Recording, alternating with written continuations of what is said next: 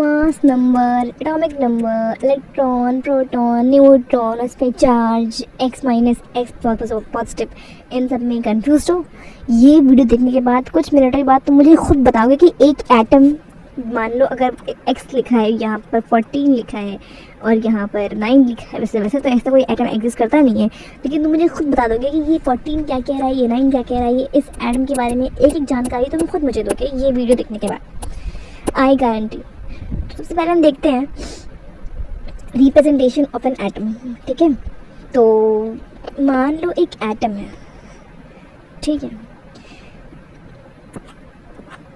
पहले हम लोग देखते हैं मास नंबर। ठीक है, हम देखते हैं पहले mass number.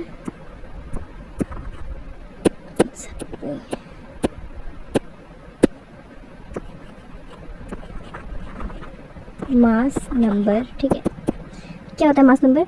Mass number is nothing but number of protons plus number of neutrons.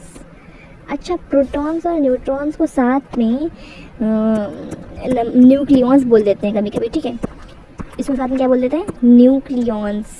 तो इस वजह से हम लोग ये भी कह सकते हैं कि मास नंबर क्या होता है? नंबर ऑफ न्यूक्लियॉन्स बोल सकते हैं इसको। ठीक है, तो ये हो गया हमारा मास नंबर।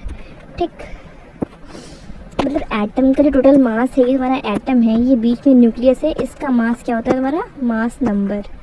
उसको रिप्रेजेंट कैसे करते हैं मास नंबर को? इसको रिप्रेजेंट करते हैं ए से। ठीक है, इसीलिए मैंने यहाँ पर मास नंबर पे ए लिखा था। तो यहाँ हमारा मास नंबर कवर हो गया। ठीक है, नेक्स्ट आता है तुम्हारा एटॉमिक नंबर।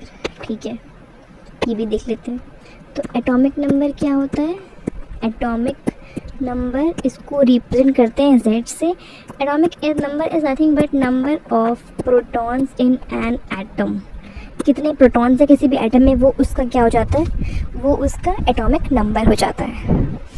तो यहाँ पे तुम्हारा मास नंबर और एटॉमिक नंबर कवर हो गया। बहुत ही इजी टॉपिक है, इसमें ऐसा कुछ भी नहीं है कंफ्यूज होने जैसा। ठीक है, तो अब हम लोग देखते हैं कि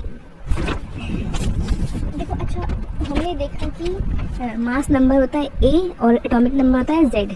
तो अगर हमें नंबर ऑफ न्यूट्रॉन्स निकालना है, तो जैसे A जो मास नंबर है उसमें तो प्रोटॉन्स और न्यूट्रॉन्स दोनों आते हैं। हमें प्रोटॉन्स पता है क्या होता है? एटॉमिक नंबर जैसे Z। तो हम अगर हमें न्यूट्रॉन्स निकालना है तो हम तो A में से Z माइनस सकते हैं ना, ये तो मैथमेटिक्स है। तुम नंबर ऑफ न्यूट्रॉन्स जो तुम्हारे पास आ जाएगा वो आ जाएगा mass number minus atomic number. ठीक है, तो ये भी याद रखना, तुम काम आएगा तुम्हें आगे बहुत यही। और अब इसके बाद एक चीज़ में बहुत कंफ्यूज करती है, क्या?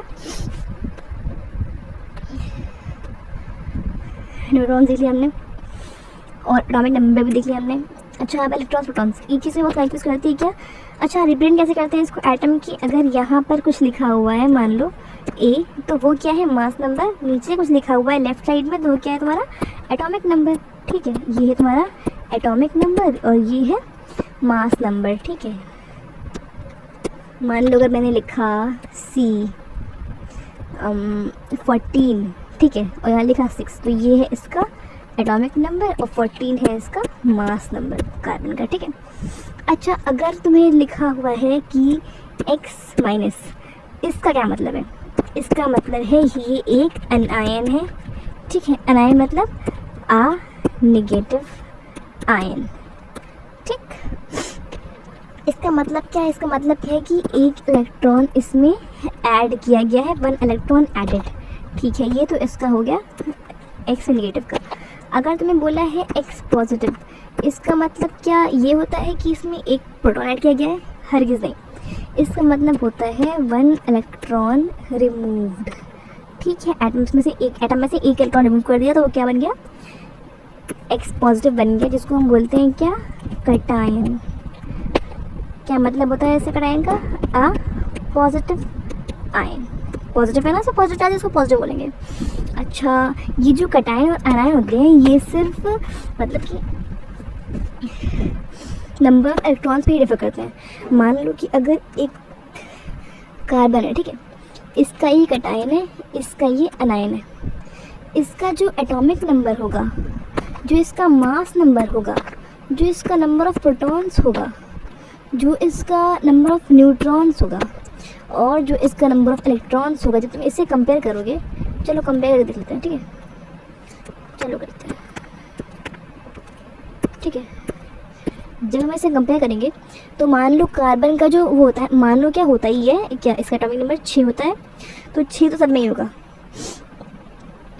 नहीं, हाँ इसका 6 होता है। अब जब इसका इसमें एक प्रोटॉन, इसमें एक इलेक्ट्रॉन निकाल लिया है, मतलब कि इसका प्रोटॉन तो वही रहेगा ना, इलेक्ट्रॉन निकाल लिया है तो इसका इलेक्ट्रॉन कितना हो जाएगा, 5 हो जाएगा। न्यूट्रॉन भी तो वही रहेगा ना इसका, ठीक है। पहले एक का देख लेते हैं, जैसे इसका देख लेते हैं, पहले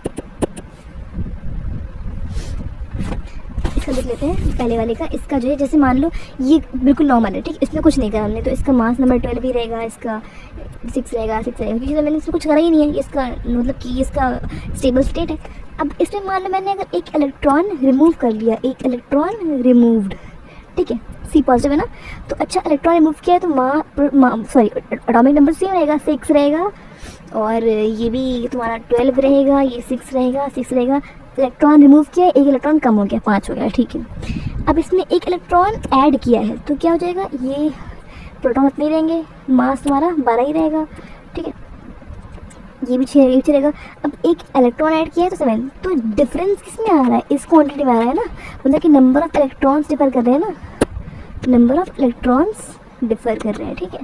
तो डिफरेंस किस में आता है, इलेक्ट्रॉन्स में आता है। तो नेक्स्ट वीडियो में हम लोग आइसोटोप्स, एक्सोटोन्स पढ़ेंगे, तो तब तक के थैंक यू सो मच।